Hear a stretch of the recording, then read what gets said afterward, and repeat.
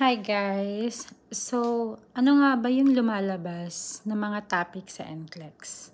As a student or newly graduate, usually, heto yung mga lumalabas and laging lumalabas sa NCLEX.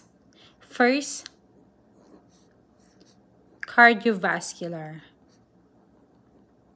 Never ever skip this system kasi guys, lagi yan. Second, endocrine system. Meron din yan, hypohyperthyroidism, and SIAD, diabetes mellitus, DM1, DM2. Lagi yan guys ha, wag na wag niyong kakalimutan. Third one, OB. OB, buntis ka bago ka mag-take ng NCLEX. Nabuntis ka ng jowa mo. And number 4, pedia. Always meron yan, yung mga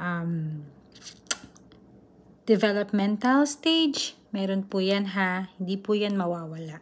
And number 5, this one are the top 5 lang muna.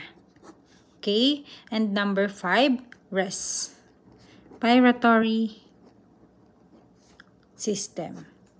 Next video natin, bibigay ko naman ang top 10 topics for NCLEX. See you guys!